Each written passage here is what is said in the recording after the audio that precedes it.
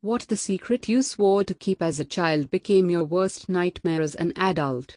20 years after four siblings cover up a tragedy and make a pact of silence, someone breaks the silence and starts picking them off, one by one. The summer of 2004 was supposed to be the last perfect summer. The four Morgan siblings, Jack, the eldest and protector, twins Rachel and Ryan, inseparable and wild, and little Emily, the quiet observer, spent their days exploring the woods behind their family's old farmhouse.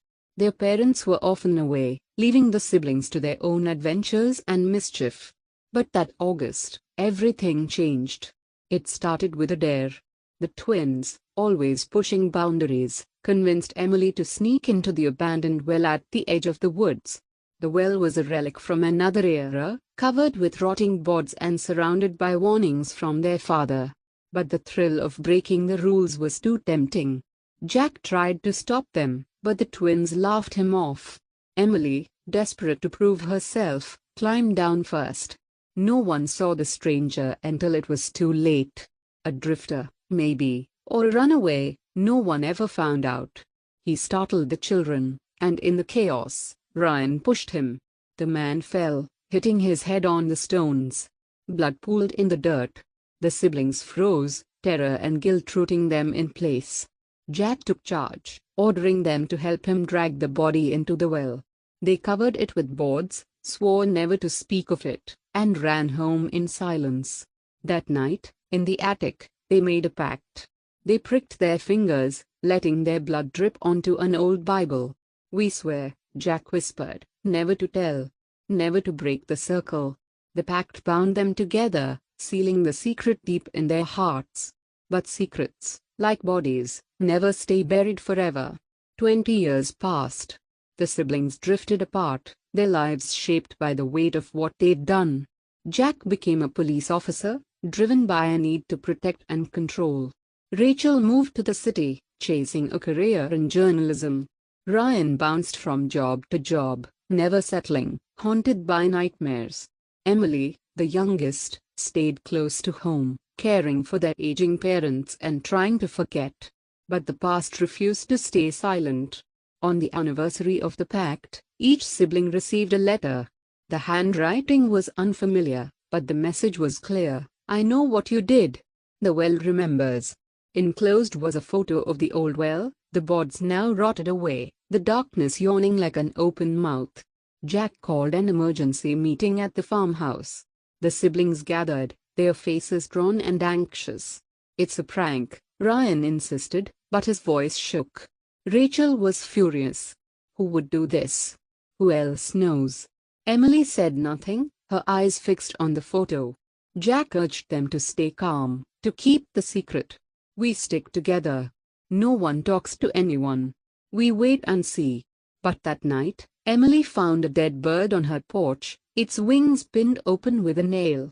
The message was clear: the past was coming for them, and it wouldn't stop until the truth was unearthed. The next morning, Ryan didn't show up for work. His boss called Jack, who drove to Ryan's apartment. The door was ajar, the rooms in disarray. On the kitchen table was another letter, one down, 3 to go. Jack's heart pounded as he searched the apartment, finding Ryan's phone smashed on the floor. There was no sign of struggle, no blood, just a sense of absence, like Ryan had been erased. Rachel and Emily arrived, panic rising. Jack tried to reassure them, but the fear was contagious. Rachel demanded they go to the police, but Jack refused. "We can't. If they dig, they'll find out what we did." Emily sobbed, blaming herself for not calling Ryan the night before. The siblings argued, old resentments surfacing.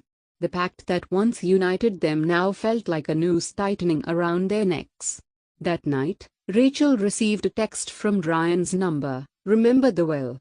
Attached was a photo of the four siblings as children, standing in front of the woods. Someone was watching them, someone who knew everything. The siblings realized they were being hunted, not by a stranger, but by someone who had been there all along. Jack took charge, moving Rachel and Emily into the farmhouse for safety. He set up cameras, changed the locks, and kept his gun close. But the sense of safety was an illusion. The siblings jumped at every sound, every shadow. Emily started sleepwalking, waking up at the edge of the woods with no memory of how she got there. Rachel became obsessed with the old well, convinced the answer lay at the bottom. They searched the woods, finding the well exactly as it had been in their childhood, except now, the boards were gone, and the stones were stained with something dark. Inside the well, they found a bundle of old clothes, a rusted knife, and a child's drawing of 4 stick figures holding hands. The message was clear: the pact was broken, and the price was being paid. Jack tried to keep everyone calm, but the pressure mounted. He started seeing things, shadows moving in the corners, whispers in the night. Rachel accused him of hiding something, and Emily withdrew into herself, haunted by nightmares.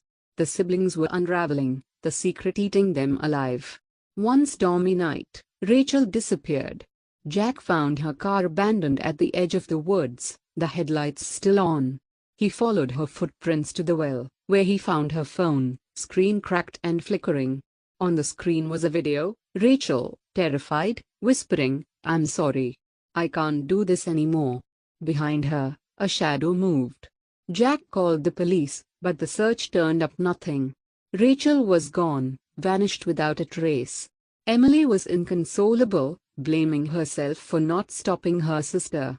Jack grew desperate, convinced the killer was someone close, someone who knew their every move. The next day, Jack received a package. Inside was Rachel's necklace, stained with blood, and a note: 2 down, 2 to go. The siblings' world shrank to the farmhouse, every window and door locked tight. But the real danger was already inside, festering in the secrets they'd tried so hard to bury. Jack and Emily pored over the old pact, searching for clues. They realized the only people who could know the truth were the siblings themselves, or someone who had been there that night. Emily remembered a neighbor, Mr. Harlan, who had always watched them from his porch. Jack confronted him, but the old man denied everything, his eyes cold and empty. Emily started receiving messages, childhood drawings, photos of the well, recordings of their voices from that night. The killer was taunting them, forcing them to relive the trauma. Jack grew paranoid, suspecting everyone. He accused Emily of sending the messages, convinced she was cracking under the pressure. Emily, hurt and frightened, locked herself in her room. That night, Jack found a note on his pillow: "The pact is broken. Confess, or pay the price." He realized the only way to end the nightmare was to face the truth, to confess what they had done, no matter the cost. Jack gathered Emily in the attic, the place where the pact was made. He confessed everything: how he had pushed the others to keep the secret, how he had lied to protect them, how the guilt had eaten at him for years. Emily broke down, admitting she had seen the drifter's face in her dreams every night since that summer. "I thought if I stayed quiet, it would go away," she sobbed. But it never did. They decided to go to the police, to tell the truth at last. But as they prepared to leave, the power went out.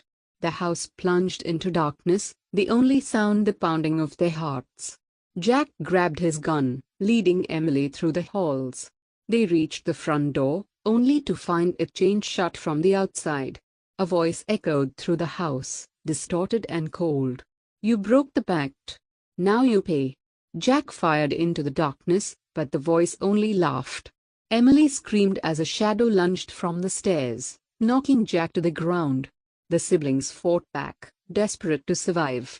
In the chaos, Jack managed to unmask their attacker. It was Ryan, alive, but changed.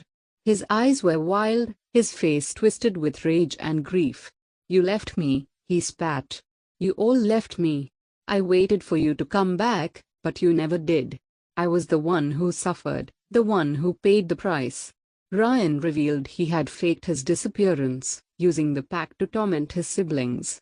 He blamed them for the years he spent in the shadow of their secret, for the guilt that had consumed him. "I wanted you to feel what I felt," he said, tears streaming down his face. "I wanted you to suffer."